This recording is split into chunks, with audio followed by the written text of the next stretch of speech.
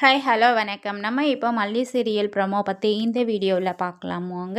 நம்ம சேனலுக்கு முதல் முறையாக வந்தீங்க அப்படின்னா சப்ஸ்கிரைப் பண்ணிக்கோங்க.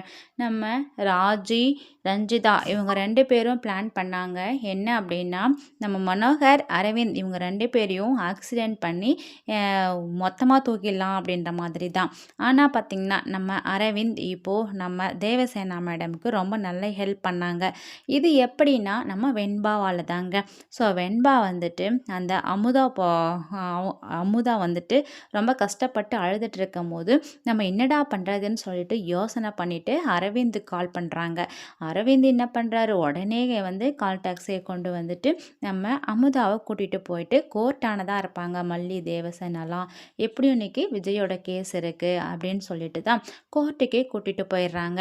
அங்கே நம்ம அமுதா தேவசேனா மேடமை பார்த்தோன்னே பாட்டி அப்படின்னு சொல்லிட்டு அப்படியே ஒரு மாதிரி பாசத்தில் ஓடி போய் கட்டி பிடிக்கிறாங்க. தேவசேனா மேடமும் அமுதா வந்துட்டியாம்மா, உனக்கு ஒன்றும் அவளியம்மா, நீ நல்லா இருக்கியா அப்படின்ற மாதிரி சொல்லி கேட்டுட்டு, சரிம்மா நான் கொஞ்சம் நேரத்தில் வந்துடுறேன், நீ இங்கே வெயிட் பண்ணுன்னு சொல்லிட்டு கோர்ட்டுக்குள்ளே மறுபடியும் நம்ம தேவசேனா என்ட்ரி ஆகுறாங்க.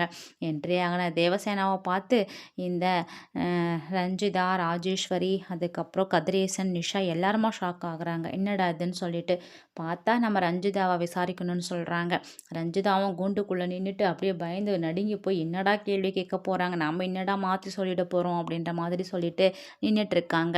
ஸோ அதுக்கப்புறம் தான் பார்த்தீங்கன்னா அவள் வந்து சொதப்பி ஒரு வழியாக முடிச்சிடுறா. அதுக்கப்புறம் நேரில் பார்த்த ஐ வீக்னஸ் வேறு யாராவது இருக்கா அப்படின்ற மாதிரி கேட்கும்போது மனோகர் இருக்காரே அப்படின்ற மாதிரி சொல்கிறாங்க.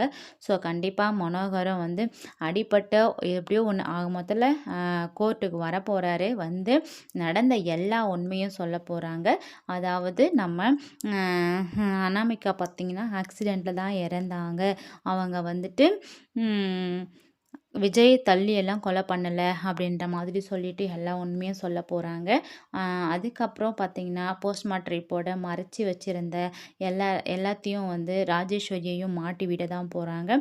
இதுக்கு எல்லாத்துக்கும் காரணம் ராஜேஸ்வரி தான் அப்படின்ற விஷயம் சீக்கிரமாக தெரிய வரப்போகுது. வெயிட் பண்ணி பார்க்கலாம். தேங்க்ஸ் ஃபார் வாட்சிங்.